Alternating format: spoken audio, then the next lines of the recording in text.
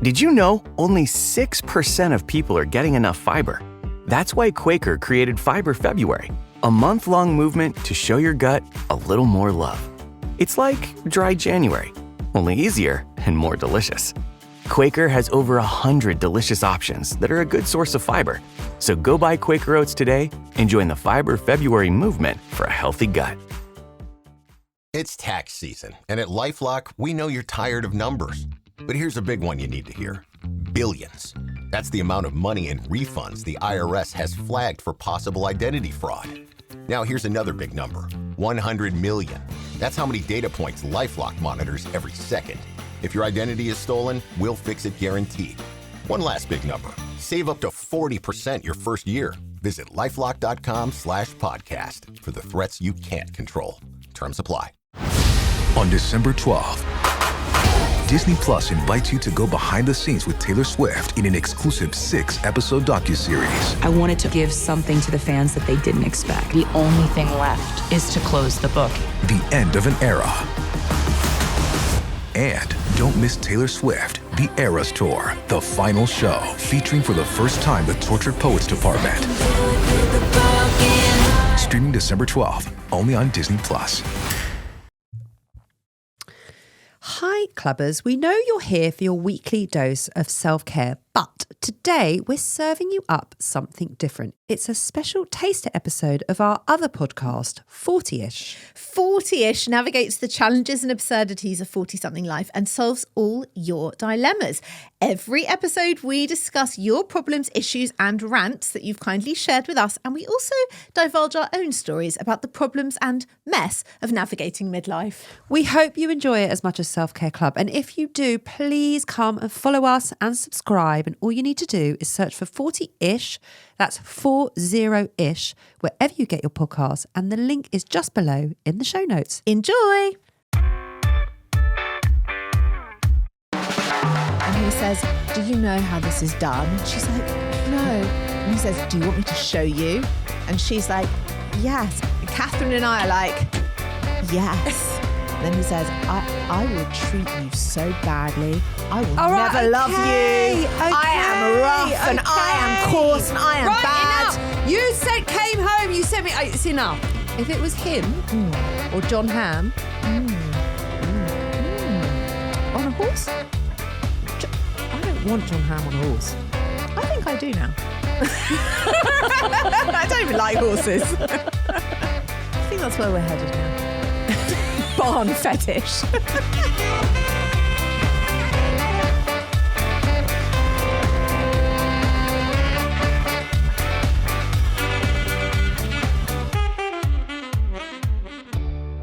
Hello, everyone. Welcome to 40ish. I'm Nicole Goodman. And I'm Lauren Mishcon. This is the podcast where we tackle 40-something life, diving into midlife news, stories, dilemmas, rants, mess, challenges. All of it. Delights. All of it. All of the rubbish and the stuff that we deal with in midlife. We talk about it right here. One rant, a crisis and or meltdown at a time. Now, you can subscribe on Apple Podcasts for early access, ad-free listening across this show and Self-Care Club, and bonus content you won't get anywhere else. And you can watch the video of this show every week on Spotify and YouTube, or you can listen on any other podcast platform. And if you have anything to share with us, big or small or medium size, we want to hear. Please email us at hello@40ish.co.uk or DM us on Instagram. Be in touch, be part of the conversation. I think we need to talk about what happened yesterday. Let's talk about it. It stayed with me for all the wrong reasons. Yeah. Lauren and I had some work to do.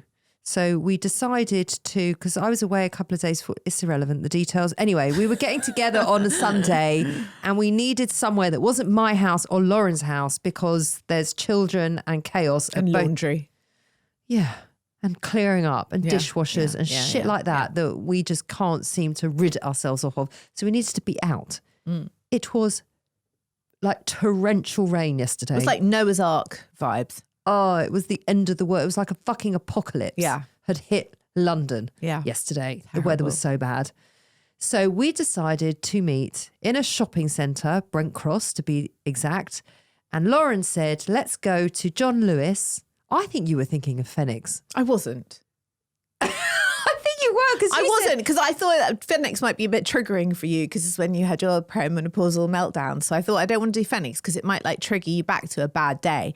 So we'll do the John Lewis Cafe because nothing ever goes wrong in John Lewis. Right, let me tell you something about the Phoenix meltdown Yeah. that I had, because it's not triggering for me. Okay. Because actually it was a moment of, you know, in like, is it a breakdown? Is it a breakthrough? Like, what's happening here? It was...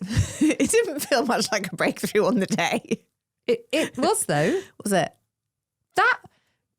Basically, what happened was that I wasn't feeling very well that day, all day, and I was still working hairdressing, and we were still doing the show, and we just got the book deal, and we were very, very busy. Yeah.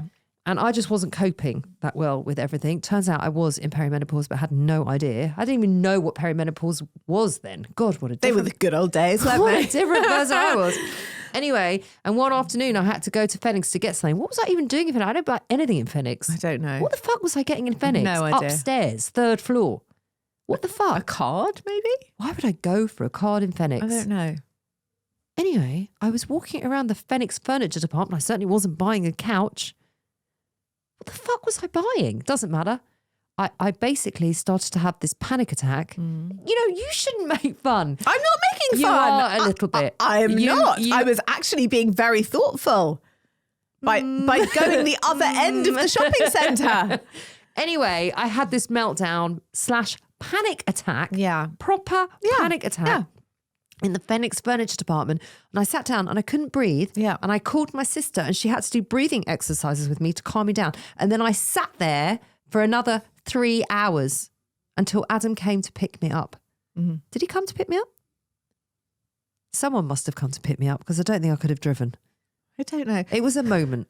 There was definitely another one as well in the Phoenix Cafe where I came and then you cried. It was a very bad afternoon. No, that wasn't in the Phoenix Cafe. That was definitely in Phoenix. Yes, it was. It was the cafe. No, Phoenix. that was in the food court upstairs. No, it was Phoenix. Oh, we've had one there as well then. Do you remember the food court one? I don't remember that one, but I do remember We the met Phoenix for lunch. one. I was in the most terrible state and I just Terrible. sobbed. Yeah, Sobbed and yeah. sobbed and It sobbed. was bad. Let's just say it was all part of the same period of Okay, time. let's say that. I was not my best self. Anyway, the point is we met in the John Lewis Cafe. It's the other side of the shopping centre. Right. Okay. Because nothing Laura's bad like, ever oh, happens it'll be in nice John there. Lewis. There's couches there. Yeah, in my mind, it was like a very gentle place of sofas and respite and And quiet. and comfort. But because it was pissing down with rain and it was a Sunday, it wasn't that quiet. It was quiet enough. Also, we got there an hour before it actually opened. Yeah. So that wasn't that We helpful. did do that. So then we had to sit somewhere else and that got really hectic. Anyway, so then we moved. Yeah. We had a lot of work to do Yeah. and a lot of stuff to get through, didn't we? So Yeah, we really yeah, needed some yeah, quiet space. yeah. We moved and by this point we were quite hungry. Yeah. So we walked into John Lewis, and it's called The Place to Eat. And It is, I have now renamed it The Place to Die because it was like the strobe lighting, the very elderly clientele. What about when I got chatted up? Hold on, let's not skip past all the good stuff. Lauren pulled, Yeah. proper pulled, Yeah. didn't you? He was at least 80. Yeah, I something. mean, bless him. He came from all the way on the other side of the restaurant to pick your cardigan up He for you. did, didn't he? He's like, he tapped you on the shoulder, you've dropped your cardigan. What's your phone number? He didn't say what's your phone number. He was with his wife. Or Was he? He was with another woman. Anyway, Yeah. so there was all that going Well, the on. food, let's talk about the food. The food, hold on. There was a lot of elderly people there. There were. There was a guy who was sat next to us asleep. I didn't see that. He was asleep when we got there. And the reason I picked that table is because I thought, this will be the quiet table because he's asleep. He was asleep. I didn't notice that. Not napping, like asleep. Wow. He was asleep the entire time we were there. You didn't notice? No, I didn't And then notice. someone, I think it must have been his daughter, someone came up quite late on because we were there 2 hours. Yeah, yeah. And they sort of like tapped him on the shoulder Yeah. and I don't know what they were talking about because Yeah. I couldn't hear and I shouldn't have been listening and it's none of my business. But he woke up at that point. I Right. think they went to get him food. Right. Maybe he needed food. But why have you come to John Lewis, the place to eat? To have a nap. To sleep. The place to sleep. It's the place to sleep.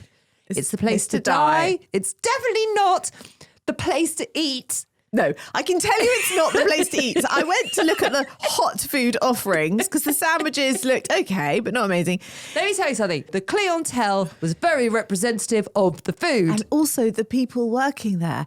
It was the like staff, it yeah. was like something out of a Victoria Wood Julie Yes. Walters sketch. Yes. You couldn't write these people like full on moustache on the woman. Very strange manner. Very, very, very strange. Very friendly, people. though. Yeah. So I went up to order lunch. I got us some toasted sandwiches. I had ham and cheese toasty, and Nicole wanted a tuna toasty, but she didn't want the cheese. It was a tuna I and don't cheese eat cheese. toasty. Yeah. So she said, "Can I just not have no cheese, but can I have tomato?" So I said to the woman, "Can I have one ham and cheese toasty, please, with the side salad, and one tuna toasty, but without the cheese?" No. I said, "Sorry." She went, "No. You have to have the cheese. I can put it on the side of the plate, but because of the calorie count, you have to have the cheese." I said, "Okay, that's fine. Just put the cheese on the side." It's because of the calorie count. I was like, "Okay, I don't know what about the calorie count." Did you even ask about the tomato? Yeah, I asked, "Can I have some tomato in it?" No. No. It was just, and I thought she was joking with me. You know how like you're in a cafe and somebody Yeah. "No, you can't." And she was like, Yeah. "No." Yeah. There was no sense of humour. It was like, just no, you can't have that. So these sandwiches arrive. Anyway, so Lauren comes up with the tray. Like, I'm really hungry at this point. It was the most sorry looking sandwich I have ever seen in my life. And then there was a side plate of said cheese Yes. with a lot of tuna attached to Like one side. smeared tuna. Of the cheese. Anyway, we start eating and I looked at Lauren. I looked at my plate and I'm like, this is the most depressed sandwich I've ever seen. You opened it up and it had like a smear of tuna, but also had these dead looking onion bits in the that you then had to onion. pick out bit by bit. And then there was like a spattering of rocket. I don't know what that was. It wasn't even a spattering. It was like 2 shriveled leaves of rocket Sprigs. from 8 days ago. And you were like, "I like the rocket component." There was no rocket. And then the salad was 1.5 slices of tomato and then maybe a teaspoon of lettuce. That was the salad. It wasn't great. It wasn't delicious. And then one of the staff members, the woman we were just talking about, came over and said, "Is everything all right, ladies?" And Lauren said, "Do you know, it's not really." She said, "Are you enjoying your sandwiches?" I was like, "Not really. They're a bit sad." And she goes, "Yeah, they are, but what are you going to do?" And walked off. Meanwhile, the guy next to us still asleep. Still asleep. Lauren's pulled. You know, it wasn't Nobu, was it? Bloody hell. We didn't even bother having a coffee, did we? No. God, no. No. I mean, why was he asleep? Why? I don't know. You know why? Because the daughter's taken him out. This is what I reckon's happened. Yeah. The daughter's taken him out. She had things to do. She's like, "You sit there." Dad, stay in the cafe. Yeah. I'll do my shopping. I'll come and have lunch with you later. Yeah. And he's like, "I'll have a nap then." Yeah. Yeah. Yeah. Do you know what, though? Now I know if I do feel tired, if I'm shopping in Brent Cross, where to go for a safe nap. I don't think I will ever go to the place to eat ever again. That's such a shame because I've actually booked it for your 50th. Have you hired the whole Yes. place? Oh, that's amazing. Thank the you staff. so much. With the staff. And I want the same sandwich, please, You can have without it. the rocket. There was no fucking rocket.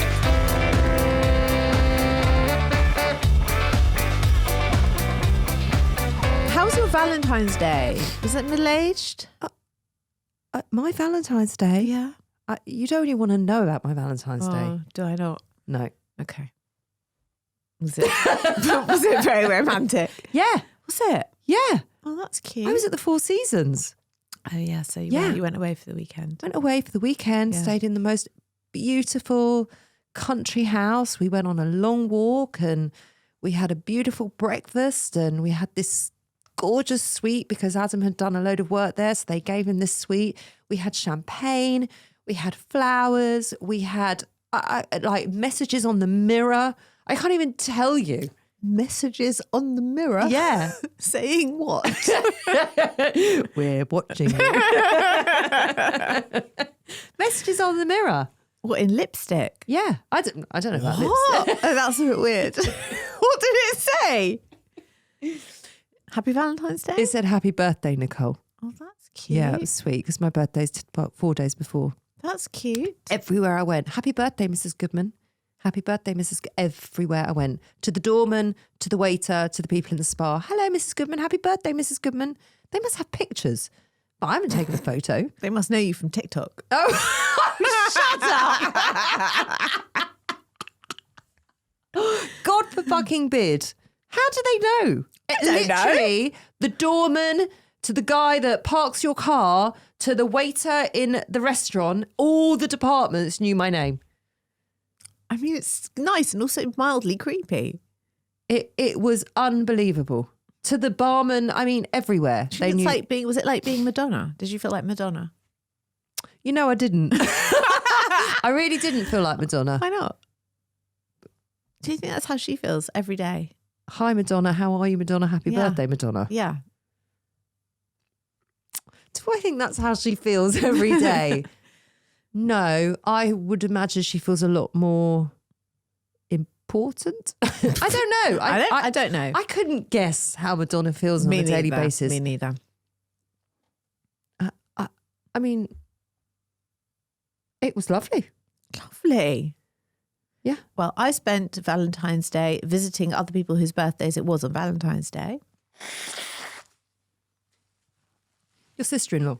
And my friend, they both have birthdays on Valentine's Day. Do they? Yeah. So there was a lot of cake and tea and celebrating.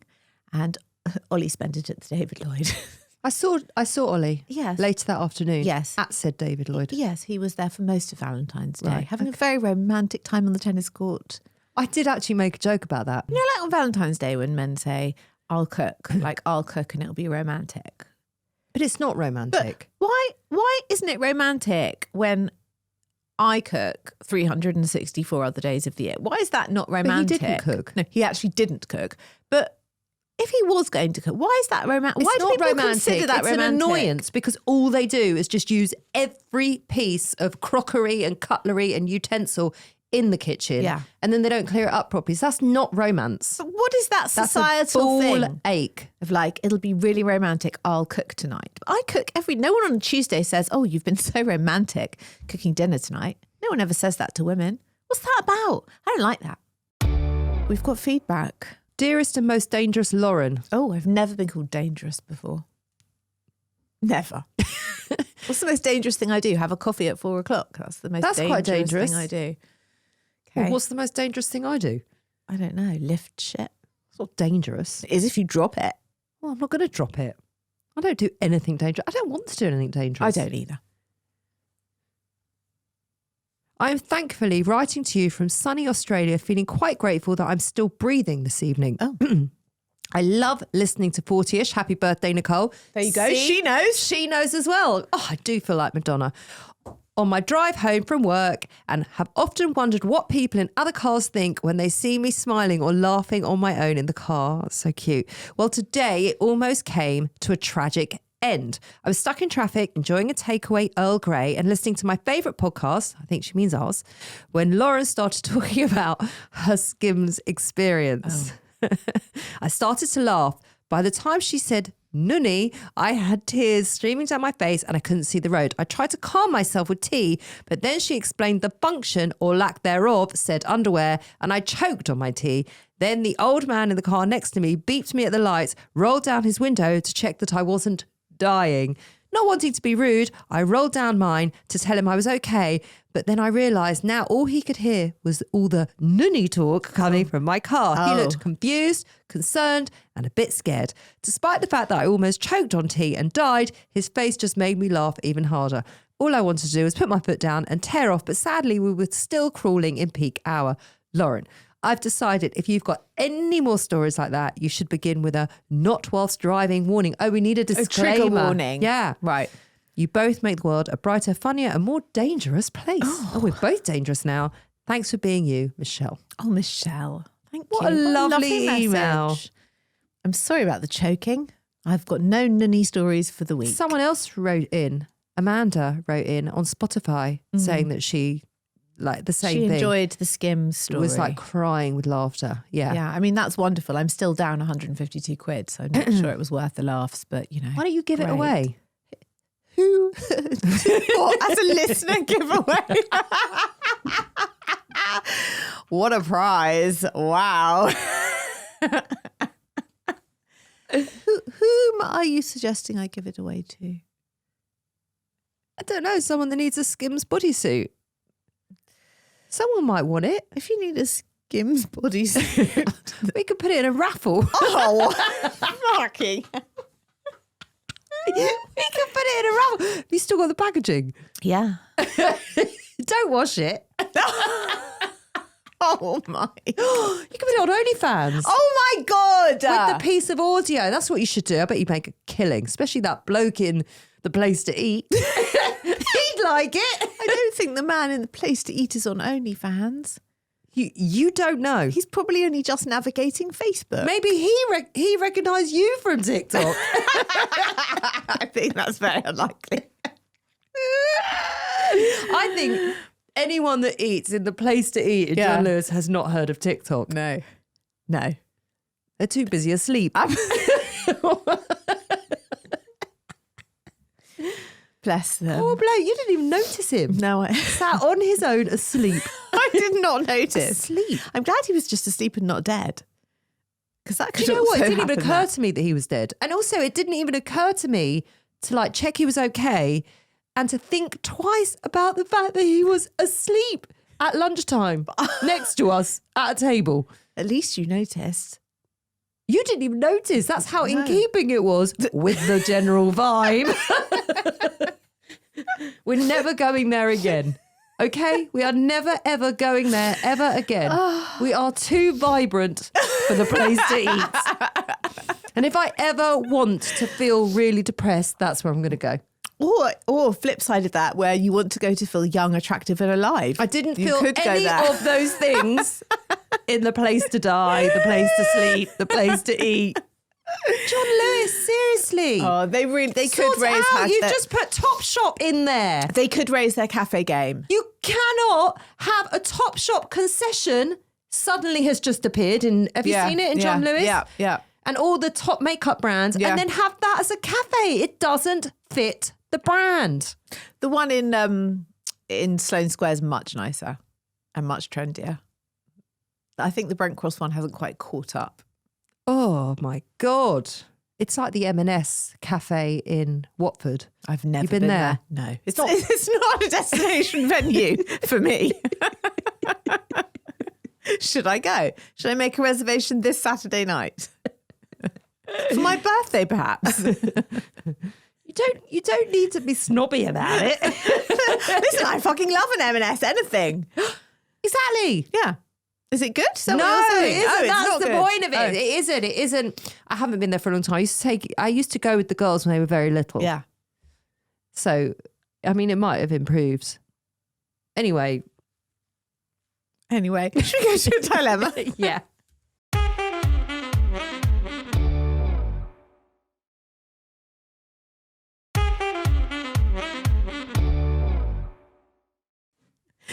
Just before we dive into your dilemmas, a quick disclaimer. We're not doctors or healthcare professionals, so if there's an issue you are seriously struggling with, please contact a qualified expert. Hi, Lauren. Hi, Nicole. You featured my dilemma before, so I thought I'd reach out again. I work as a carer. Now, these are all her words. Yes. Okay, I'm just reading it as it is. I work as a carer. I'm 55 and fat. I know I am, and I know that health-wise, losing weight would be good for me. This doesn't affect my job. I work 12-hour shifts and I'm on my feet most of that time. So work-wise, it's not an issue, pun intended. Sorry. So work-wise, it's not a big issue, pun intended. However, it seems to be an issue for certain co-workers. I was told by a male co-worker that he wanted to help me help myself and that he thinks I should lose some weight. I'm very self-conscious about my weight. I have had serious issues in the past, which have included binge eating, so my relationship with food is complicated. I was totally stunned by this and just walked off, went to the toilet and started to cry. How would you deal with this? Loved the show, Claire. I actually wrote a response in advance because I felt very strongly when I read this come in that I didn't want to not think about it. So I really thought about it. Okay, well, whilst you read your response, all I want to say is, Claire, I'm giving you a very much needed and deserved virtual hug. So my arms are around you whilst Lauren gives you her response. This is what I felt. First of all, I'm really sorry that happened to you because that is a horrible thing to happen to anybody anywhere. Inappropriate. Secondly, you are working 12-hour shifts. You are physically active all day. You are caring for vulnerable people and you are clearly self-aware. Yep. Right? Weight loss might be something that you choose for your health one day or not choose. But the decision belongs to you and maybe your doctor, but it does not belong to Dave from the night shift. No. Right? It is not his business. Fuck Dave. And given your history with eating disorders, shaming you and pointing out what is bloody obvious to you is not going to be a motivator and is not going to help you. So unless you asked for his input or your weight directly affects your patient's safety or your work, which you're saying it doesn't, it is not his place to comment on your body. And it is not anyone's place to comment on anybody's body, right? So I think there are 3 things you can do about this. I don't know if you agree with me, but I think either you can address it directly with him and you can say that. It is not your place to comment on my body. I didn't appreciate that. I found it very upsetting and inappropriate. You can tell your manager, this happened to me and this is how I feel about it. Or you can do nothing. Yep. I agree with those 3 things. I think it is, again, her decision in how she chooses to deal with it. My advice would be, because that is what she's asking for, how would I want to deal with it? They are different to how I think I would deal with it. I don't know. I haven't been put in that position. Yeah. So I understand it's complicated. I understand it's very shaming. I understand there is so much that goes into that. So here is how I would like to deal with it. I would address it with him because I wouldn't want him to think that it's appropriate to speak to me that way. And I don't want to allow him to speak to me that way again. So addressing it would mean setting a boundary around it so it doesn't happen again. And I would say exactly what you said. It's not appropriate for you to talk to me like that. I was very upset by how you spoke to me and it was a complete overstep. It's not your place and it will never be your place. So know that in future. I would definitely want to do that. And if you can't do it face to face, because that's a hard conversation to have, I would either text it to him or email it to him. And emailing it might be preferential because it's then in writing. Yeah. I would also report it. You would? I would 100% report it because you can't speak to your co-workers like that. It's just not appropriate. What would you do? What do you think you would do? There's no way that he thinks that she's not aware that she's fat. He's not even thinking about her. All he's done is think about how he feels about her weight, which he shouldn't have any fucking opinion on anyway. And he's just literally puked it over her. He hasn't taken her into consideration whatsoever. He's an absolute nonce, this guy. I think I would definitely be very upset by that. And I think the conversation I would be having with him would be, if I felt able to have it, would be, I am perfectly aware of the size that I am. It's not something that I find easy. I struggle with it, but it's for me to live with or change. And I would really appreciate you not commenting on my body at work. Yeah. Yeah, I think that's great.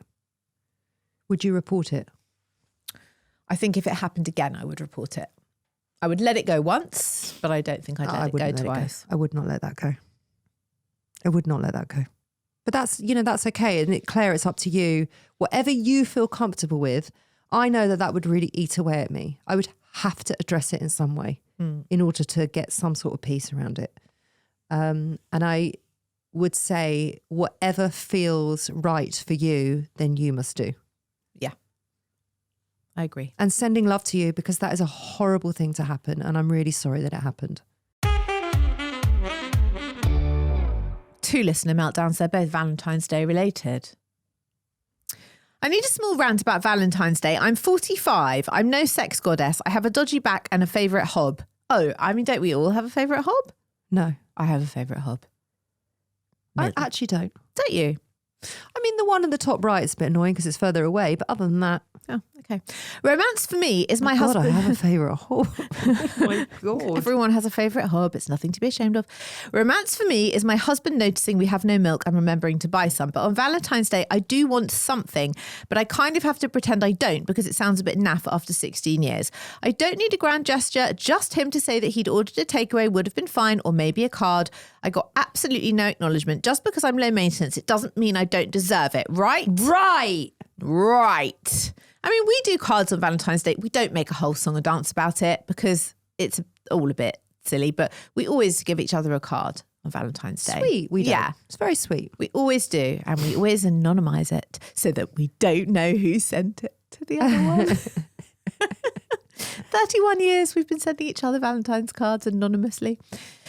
Okay, this is the other one. Why can men not understand that all flowers are not the same? My partner bought me the most disgusting flowers on Saturday for Valentine's Day. Proper petrol station, dyed yellow and pink things. They're so horrible. I've put them in the hallway so I don't see them. I really don't want to sound like an ungrateful cow, but I would rather have got nothing. I totally get that. Like sometimes just that is such a fucking insult. It's like, if you can't be bothered to think about it, put any shred of effort or thought in it. It's like more of a panic. Shit, I haven't got anything. I better stop here at the first petrol station I see. It's such an insult. This is a bit of a divided issue because I think women fall into 2 camps. One, it's like, it's lovely and it's the thought that counts. Don't criticise the flowers or he'll never buy flowers again. That actually happened to someone I know. She criticised the flowers and he never, ever bought her flowers all again. Right, well then I'm sorry. I'm allowed to say that, you know what, you stopped off at the way home because you panicked, because you didn't really give it any time, any effort, any thought, and you bought these disgusting flowers. You've wasted a tenner and they're gross and it shows. It just is the lack of attention and detail and thought. It just shows in these flowers. Are you fussy about flowers generally? I'm not really fussy about flowers, but I wouldn't appreciate that. What I'm fussy about is just giving it some sort of airtime, just giving it some sort of attention in your day. Yeah. I can't bear like a panic buy. Don't bother then. I mean, Ollie does buy me flowers, I would say at least once a month. And I have kind of like, as the years have gone on, gently commented on the flowers when they're really nice ones to encourage the buying of similar flowers. He's not buying them from a petrol station. He's certainly not buying from a petrol station. But sometimes he'll do... But you wouldn't want him to. Sometimes he'll do a funny mix. But you wouldn't want him to, would you? No. But, as the years have gone on, he's got better and better at the choosing. Because, you praise the positive ones. Like, that's a really... I love those. I have to say, he sent me the most beautiful bunch of flowers for my birthday. Good. But Ollie. he doesn't choose... No, but funnily enough, he did keep it anonymous. And I was on the phone to my cousin's husband at the time. I was like, oh, a bunch of flowers have arrived. He hasn't put his name in. He goes, oh, yeah, they're from me. You're welcome. Yeah. But he doesn't choose them. No, the florist chose them. Yeah. Yeah. I assume he gives them a budget. And Yeah. And a colour. he wouldn't even do that. No? No. Okay. Anyway, That's so cute. I get it. Have you got a meltdown? I had a little bit of a meltdown at the cinema last night. I went to see I went to see Wuthering Heights. Wasn't a little meltdown. It was a stimulating film. It was a lot of Jacob Elordi. He's a very tall man. I'm really sorry. I know everyone's in the Jacob Elordi camp, right? And Daisy is obsessed with him. Yeah. She thinks he is like the most beautiful man ever to have lived. I think he's weirdly tall, to the point where he looks like a bit of a giant. Like he could play the BFG. Remember the BFG? Roald Yeah. Dahl? Like he's a weird looking guy because he's so tall. Funny because I went with my friend Catherine and with my son's girlfriend, and she said afterwards, he's very tall. He's a bit like the BFG. And I was, Who said? Nancy said, and I Nancy was like, said yeah, about BFG. She did. And I said, yeah, but you know, it was slightly awkward because he's hot. He is, he's sort of like a ruffian pulled from the streets as a young boy. He's actually played by the kid from Adolescence as a young kid in the beginning. Then he grows up to be Jacob Elordi. And, you know, it's all like long hair, bare chest, chopping wood. It's always raining. It's very wet, everything. It's wet all the time. Is it wet all the time during the film, He's Lauren? on the moors. Then there's a lot of humping. There's a lot of Yorkshire sex. And then there's a whole kink marriage to Isabella. She ends up chained up by the neck in the fireplace. It's wow. It's a thing. He bursts into her bedroom. I can't take anymore. I can't take anymore. I wish James was here so we could reenact it with him. He bursts in to this girl's room, right? This like virginal, You can't say that. Well, I can't do it on my own. She's like, I don't think you should do she's it, like James. she's like this virginal girl in her white Victoriana nightie, and he says, "Do you know how this is done?" And she's like, "No." And he says, "Do you want me to show you?" And she's like, "Yes." And Catherine and I are like, "Yes, yes." And I'm like pretending Nancy's not there. Yes. And then he says, I will treat you so badly. I will never love you. I am rough and I am coarse and I am bad. Enough. You came home. You sent me. It's enough. And we were like, I know we're reaching a climax here. do but I'm you gonna want just me stop. to carry on? He says, do you want me to carry on?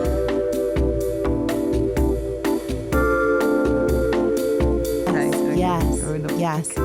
Just let me know when you're done. I don't know. I mean, this girl's basically trapped with him for 2 weeks in this filthy shack on the floor. And I said to Catherine, you know what? It's not the Hilton, but 2 weeks I could cope. She was like, it's very dirty in there. I was like, yeah, but you know. And it's a bit awkward because I've got my son's girlfriend on one side who's perving over Jacob Elordi. I've got me perving over him. I've got Catherine perving over him. It's all inappropriate. We're too old for him. She's too young for him. It's a whole inappropriate vibe going on there. But we didn't enjoy it any the less because of that. Anyway, you then came home and texted all this to me, so I've already heard it all. I You ate were a lot all of pent sugar. up, and I basically said to you, why don't you get off the phone to me? It was like 11:30 at night. Why don't you stop texting me and go and concentrate on your husband? He wasn't in. And then there was wasn't like home. there was like typing, Yeah. and then the typing stopped. I thought, maybe she's taken my advice. And then I just didn't hear anything from you. Yeah. So I'll assume that, did he come home? Eventually, yeah. Oh, right. Yeah. Did you like put the energy somewhere useful, or I was texting me? Absolutely exhausted by that point. Exhausted. And I'd had a lot. Jacob Elordi is exhausted. And I had had a lot of sugar. And, you know, it's a lot. It's a lot, that You film. know, it was pouring with rain yesterday. Yeah. You and Ollie, you live by the woods. You're right, we do. You could have just gone in the woods. I mean, at one point when he was on horseback, could have given him a wig. there was one scene where he's on horseback riding this big black mare through the Yorkshire moors, and his white shirt is all wet and open with this big hairy chest, and his long hair is flying riding through the moors, galloping on. And Catherine turned to me and she went, do you know, he really reminds me of my husband. You know, oh, how we laughed. Oh, how we laughed. There's something about a large, wet man on a horse. Listen, go see it. Okay. Go see it. Every time I go to speak, you then give us another whole scene. Anything else? Are we done? Okay, we're done. Yeah, We're done with Jacob Elordi. We get it. Yeah. We hear it. Yeah. I mean, I'm very happy that you are as excited about Wuthering Heights as you are. Being a menopausal woman, make of that what you will. I'm very pleased for you. This is good. This is good for you. Do you think? I do. I do think you need to put it somewhere, though. Do you think Heathcliff has... Not with James. He's FYI. Heathcliff has ignited us. Because I think it's lucky that James isn't here at this point. Poor James. James did not know what to do with himself. No. James would not be happy about that. Heathcliff ignited a spark. There'd be an HR issue. Yeah, there would be an HR issue. We'd never be allowed to record here No, again. it'd be terrible. It would be terrible. What would we do? I'd be fucked off with you because you'd ruined a good thing. It could be terrible. Terrible. And he doesn't even look like Jacob Elordi. He's definitely not as tall. He's the living spit. He's got no hair. He doesn't have And he's long a bit hair. moody. Heathcliff's very moody. Is he? Oh, That's the whole point of Heathcliff. I don't know. I haven't read Wuthering Heights. He's a very gruff Yorkshireman. No, he's gruff. He's always in a bad mood. Hold on, James. No wonder what is coming. James is a very gruff Londoner. There you go. He's moody and narky and So it's James. smile a lot. I don't think James chops a lot of wood topless. I can't see that for him. Natalie- Or rides the back of a mare through the Scottish I Highlands, feel like wherever he Natalie is. probably just turns the central heating up. I don't think she makes James chop wood and build a fire. Know what I mean? You don't know what they do in their spare time. Anyway, Listen, if I feel Ollie, hot and bothered if now. Ollie invites me to the woods and brings a pair of my chicken scissors to cut open my bodice, I have to think about what I'm wearing because I'd be actually wear quite the annoyed. Skims bodysuit.